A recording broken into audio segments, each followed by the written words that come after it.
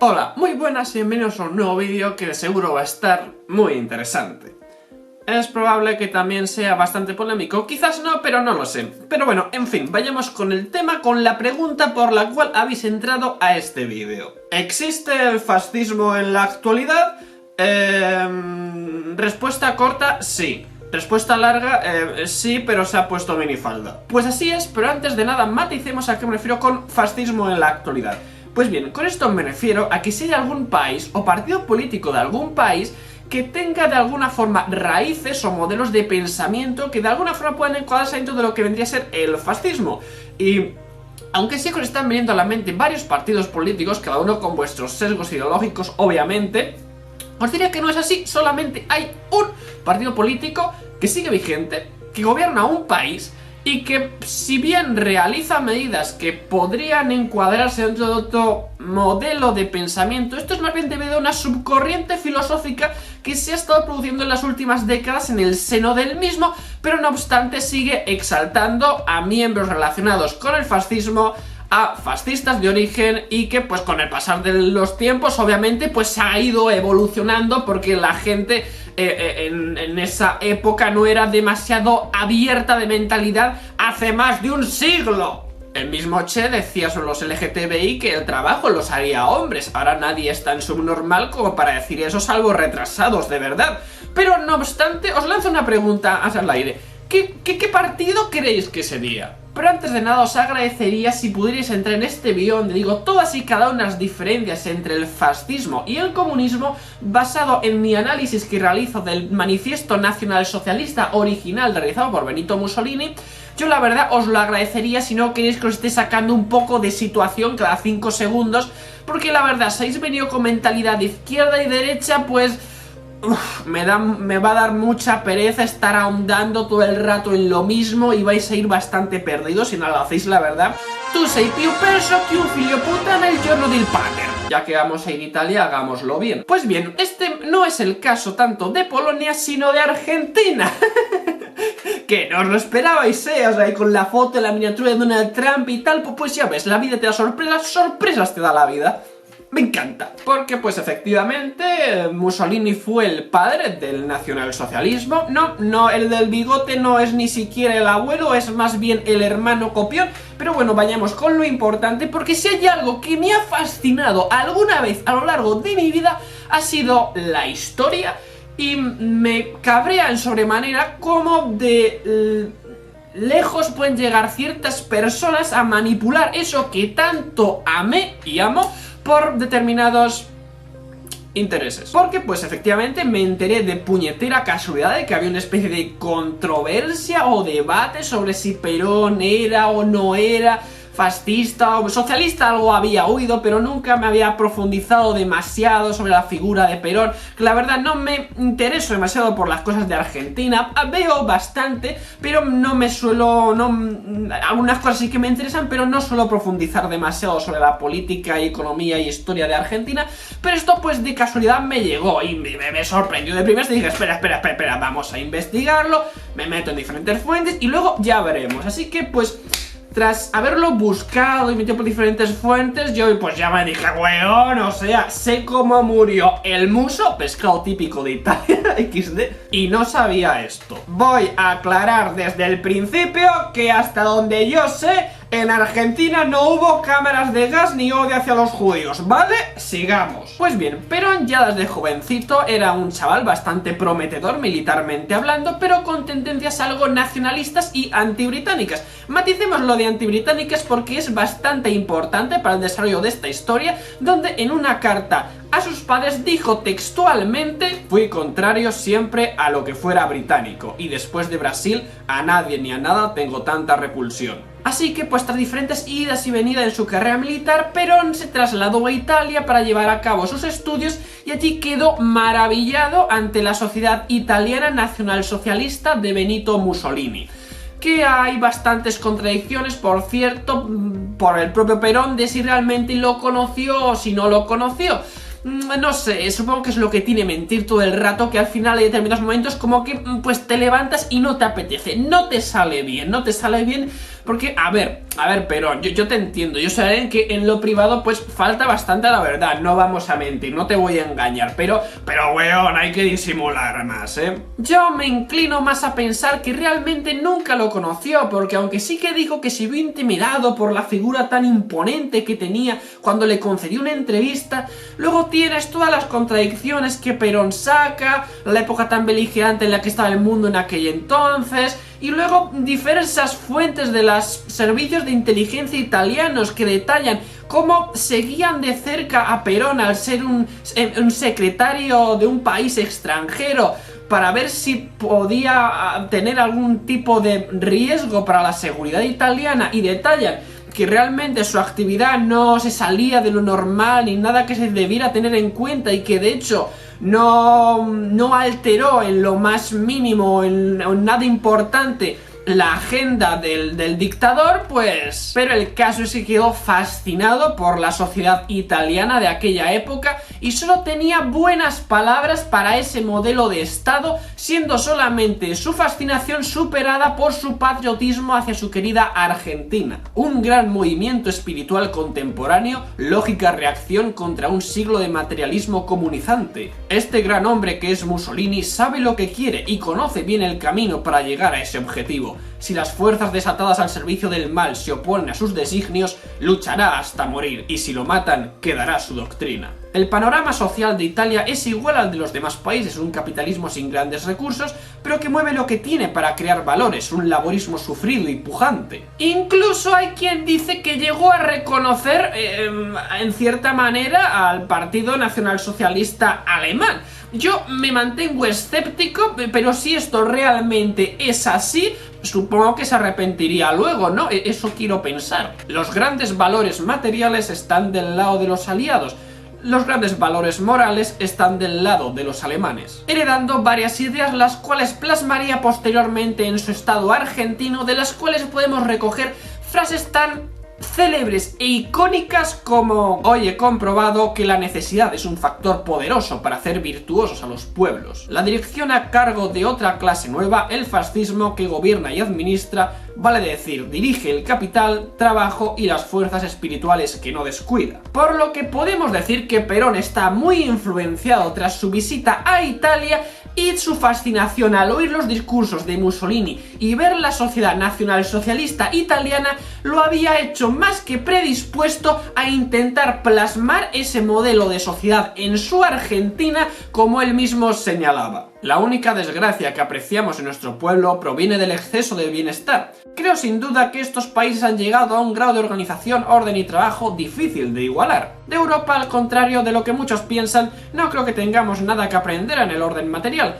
pero es honrado reconocer que tenemos mucho que imitar en el orden espiritual. Y así que eso intentaría cuando llegó al poder apenas unos 5 años después, mediante un golpe de estado que derrocó al gobierno que gobernaba en aquel entonces la Argentina, que aunque sí que es cierto que era un gobierno con bastante descrédito por los abundantes casos de corrupción y de posible fraude electoral, se llegó al poder mediante un golpe de estado, no una revolución, importante, remarquémoslo, donde se derrocó a un gobierno que gobernaba legítimamente la Argentina para imponer otro tipo de gobierno que en su momento, aunque no lo presidía él, no tardó en sucederlo. Y también, para sumar la ironía y las casualidades, dicho golpe de estado se produjo casualmente cuando se está produciendo una crisis del liberalismo en Argentina. El liberalismo argentino para nada tiene que ver con el crack del 29, donde se produjo el auge de la mayoría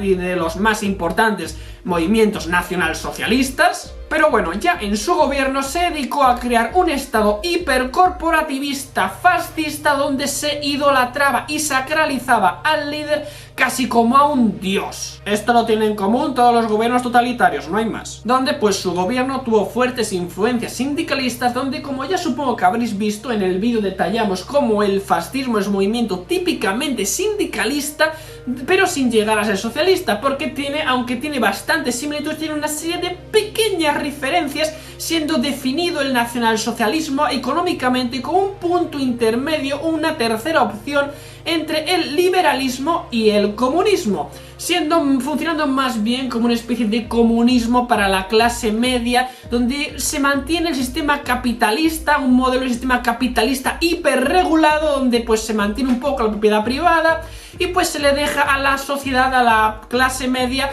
tener coches, tener casas, tener sus cosas, dándole así como la esperanza o medio falsa esperanza de prosperidad, pero que a la hora de la verdad eso podría ser expropiado sin ninguna clase de problema. Donde pues en teoría había libre sindicalismo, pero luego en la práctica a determinadas gentes se le negaba el derecho a huelga con la palabra de Perón, o también incluso mediante la fuerza, donde la policía federal podía actuar directamente contra aquella protesta obrera no autorizada por el gobierno, algo muy similar a lo que sucedía en la Carta del Lavoro de Benito Mussolini en Italia, donde solamente tenían derecho a la sindicación aquellos sindicatos aprobados y autorizados por el Estado. Y de igual forma se controlaba a los medios de comunicación en la Argentina, donde se expropió un periódico denominado La Prensa, y también se obligaban a otros medios de comunicación, otros periódicos, a actuar en función de los intereses del régimen peronista. De igual forma que sucedía en Italia, donde Mussolini mandaba asesinar a periodistas que pudieran exponer trapos sucios de su dictadura, y cómo se mandaban también a los opositores al régimen a cárceles al sur de Italia. Pero bueno, venga, ahora vamos con la parte positiva, porque no todo es malo, no todo es terrible. Al menos Perón y Mussolini no llegaron al nivel de Hitler y Stalin. Después pues hubo diversas etapas, fases en los que Perón pues a veces era un poco bipolar, y según se despertaba en el día, según veía la situación, pues se iba transformando el sistema de gobierno.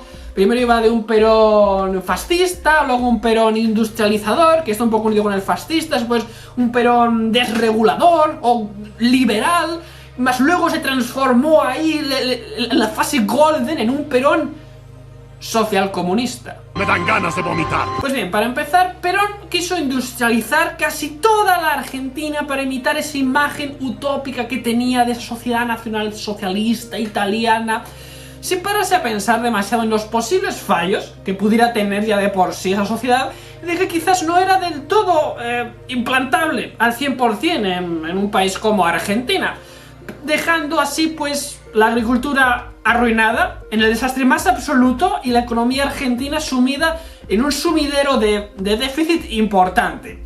Cuando se dio cuenta de esto, reaccionó tarde, bastante tarde, y pues quiso arreglarlo, revertir la situación, liberalizó un poco de suelo, invirtió en agricultura para que esta no se fuera del todo a la mierda y Argentina a la quiebra más absoluta, y arregló un poco la situación, pero sin llegar a tanto. Es como, lo arregló pero no mucho. En vista del puñetero caos que había ocasionado el Perón industrializador, y que el Perón desregulador no lo había logrado arreglar, a pesar de que iba a hacer liberalizar el suelo, cerrar ciertos créditos con ciertas empresas privadas, pues la situación en Argentina era muy mala y se produjo la Revolución Libertadora, por la cual se derrocó a Perón y se lo obligó a exiliarse a España en 1955, lo que pues le obligó a exiliarse en España. Pero no obstante, a pesar de que la revolución había triunfado con todas las letras y habían ganado, ellos no querían hacer